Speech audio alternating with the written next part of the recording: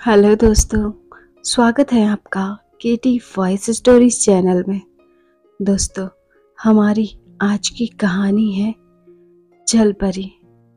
आज कुछ केस निपटाते रात के 12 बज चुके थे। बाहर बहुत तेज बारिश हो रही थी। पुलिस की ड्यूटी में कोई टाइम का ठिकाना नहीं रहता। बाइक लेकर भीगता हुआ मैं अपने घर की ओर जा रहा था।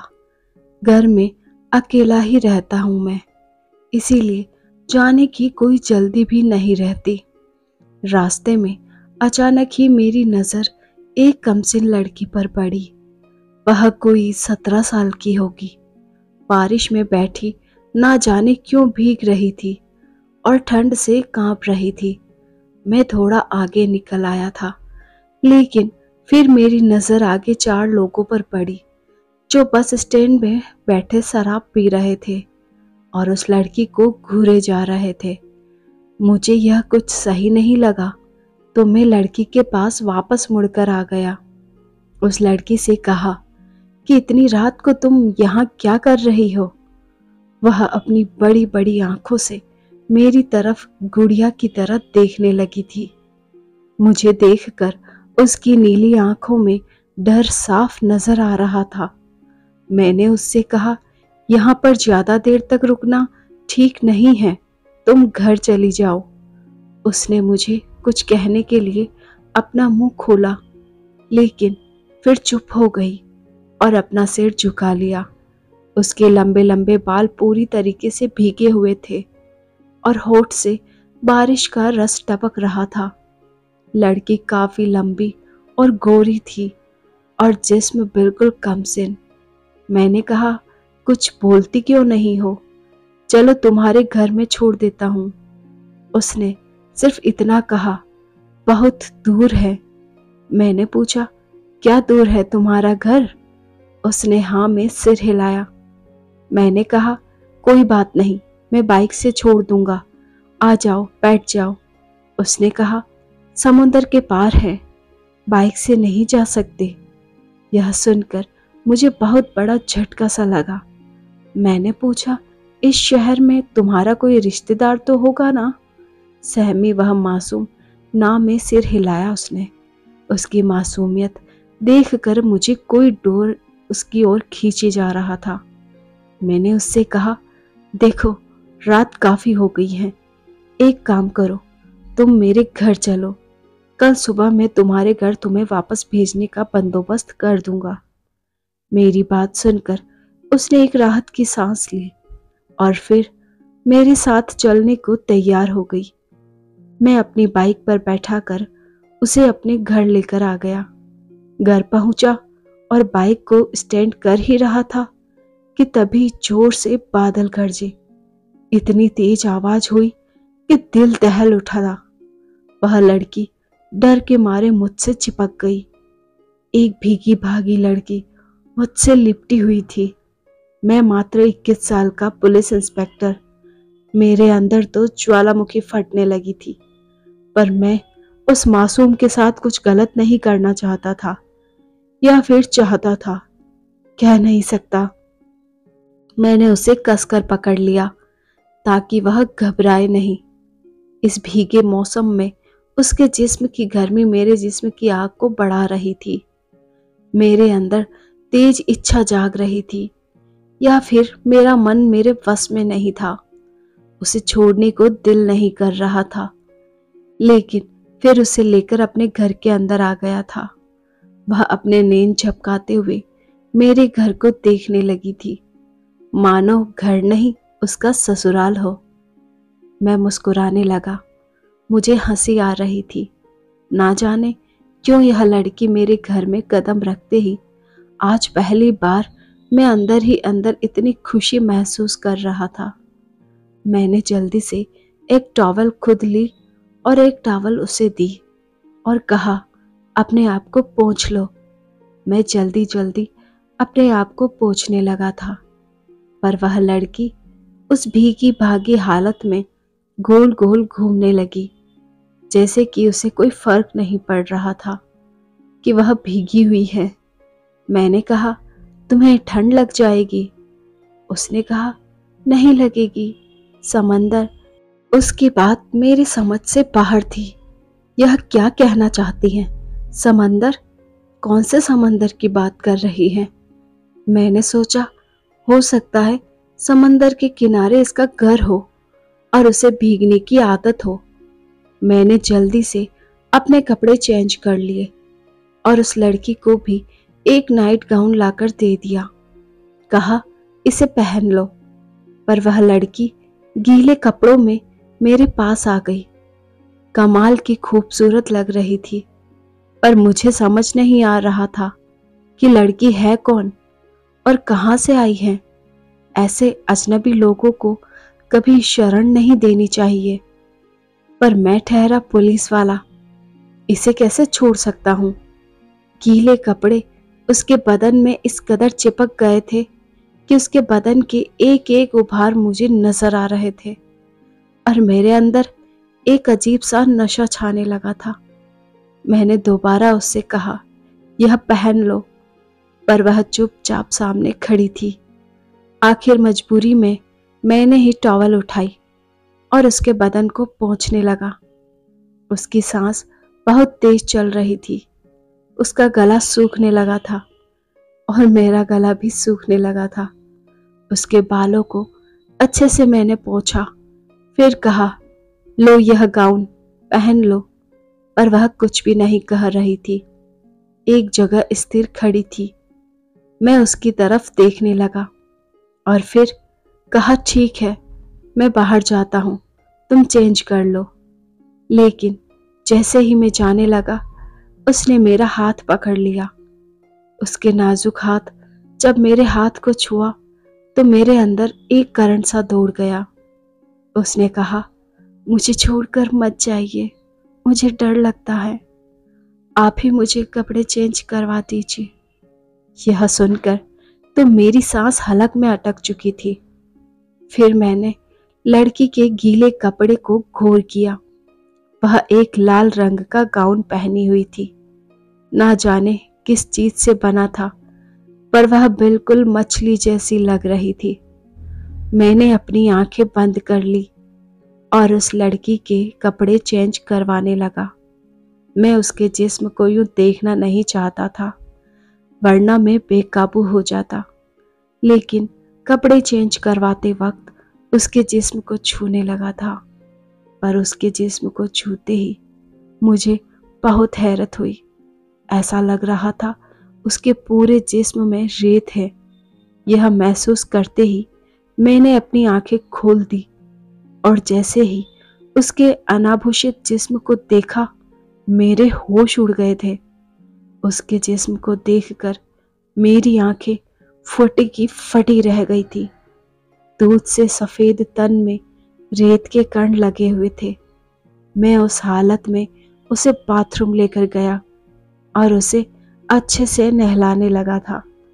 उसे इस हाल में देखकर मैं जज्बाती हो रहा था, पर मेरे दिमाग में सैकड़ों सवाल थे। आखिर इसके बदन में इतने कण क्यों हैं? कहीं यह समुंदर से बहकर तो नहीं आई? उस पल मैं मदहोश होने लगा था। किसी तरीके से उसे साफ करके मैंने उसके अंग को टॉवल से पोंछा, फिर गाउन पहना दिया, उसके कपड़े सूखने के लिए छोड़ दिए।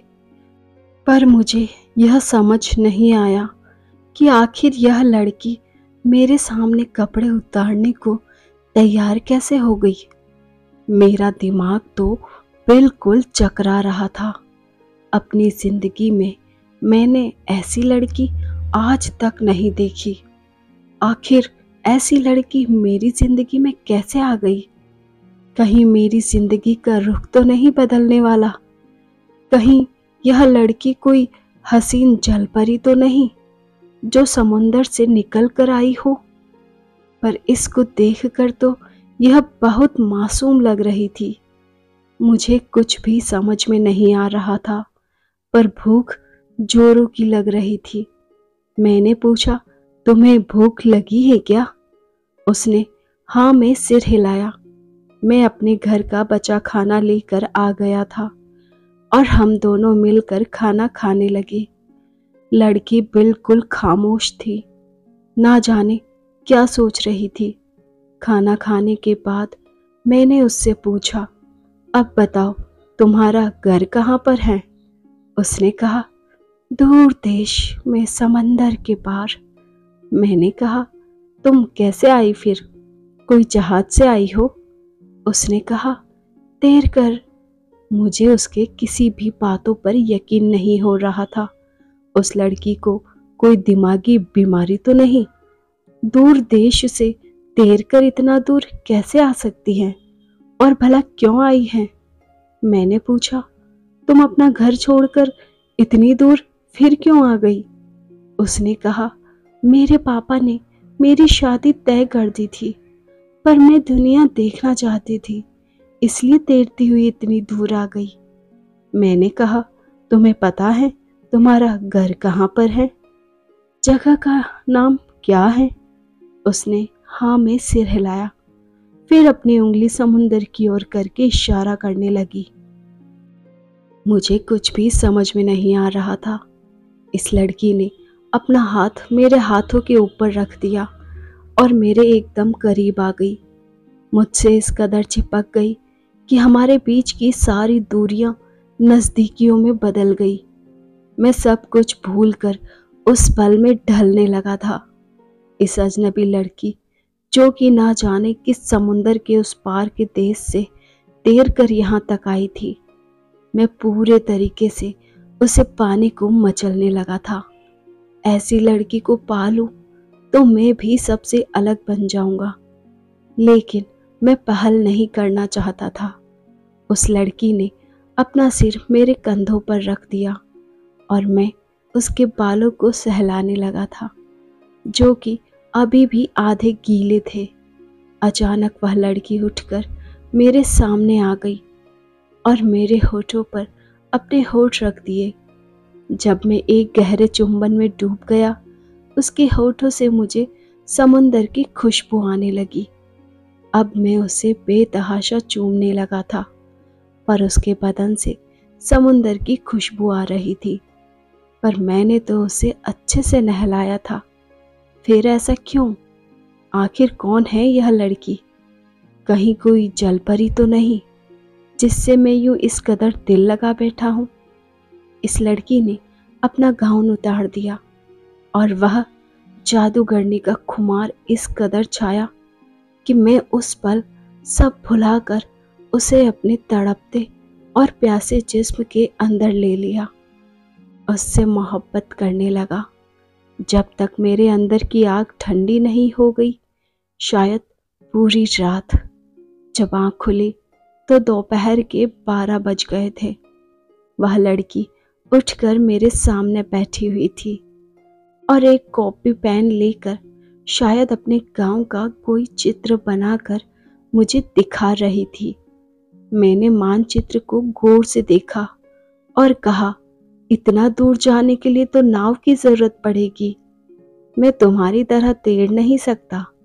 यह सुनकर उसे यकीन ही नहीं हो रहा था। अगले दिन मैंने एक नाव की व्यवस्था की जो कि मशीन से चलती थी। नाव किराए पर लेकर कुछ खाना लिया साथ में। मैं उस लड़की के साथ निकल पड़ा था और उस नक्शे के हिसाब से मैं चलने लगा था। अचानक मुझे बहुत डर लगने लगा। मैं तो इस लड़की को जानता तक नहीं और उसकी बातों में यकीन करके मैं समुंदर में इतनी दूर आ गया था।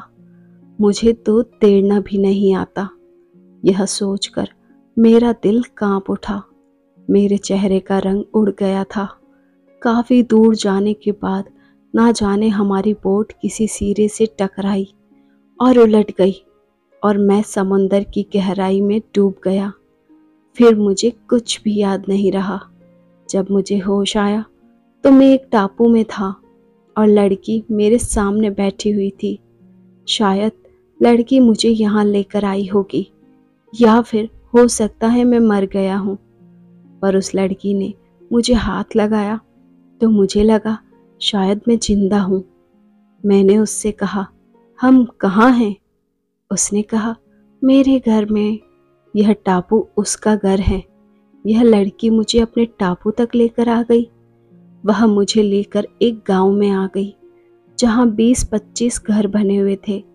मुझे आता देख काफी सारे लोग इकट्ठे हो गए और हैरत भरी निगाहों से मुझे देखने लगे। तभी वह लड़की एक औरत के पास जाकर कही, माँ, यही मेरी मोहब्बत है, इसी से मैं शादी करना चाहती हूँ। यह सुनकर तो मेरे पैरों तले से जमीन निकल गई। मैं वहां खड़ा खड़ा उन लोगों को देख रहा था, पर उन लोगों ने मेरा बड़े अच्छे से स्वागत किया और अपने खेत वगैरह सब दिखाने लगे। कहने लगे वह मछली पकड़ के और छोटी मोटी खेती करके अपना घर चलाते हैं और मीठे पानी के झील से पानी पीते हैं। कुछ दिन वहां गुजारने के बाद मैंने फैसला किया कि मैं इसी लड़की के साथ अपना जीवन गुजार दूंगा। पुलिस की नौकरी से मैं भी तंग आ गया था और यहाँ मुझे वह मिल गया था जिसे मैं कभी खोना नहीं चाहता था। वह था दिल का सुकून। धीरे धीरे मैं उन लोगों में बिल्कुल ढल गया। सुनैना ने मुझे समुंदर में तैरना भी सिखा दिया। हम दोनों अक्सर तैर कर मुख्य भूमि तक आ जाते थे और फिर अपने घर वापस चले जाते थे। यह तो बस कहानी की शुरुआत थी, सुनैना और मोहित के एडवेंचर की। तो दोस्तों, अगर आपको यह कहानी पसंद आई हो तो कमेंट करके ज़रूर बताइए। अपने दोस्तों के साथ इसे शेयर कीजिए और चैनल पर नए हैं तो सब्सक्राइब कीजिए। साथ में बेल आइकन को प्रेस करें ताकि न्यू स्टोरीज़ का नोटिफिकेशन सबसे पहले आपको मिल सके। Thanks for watching.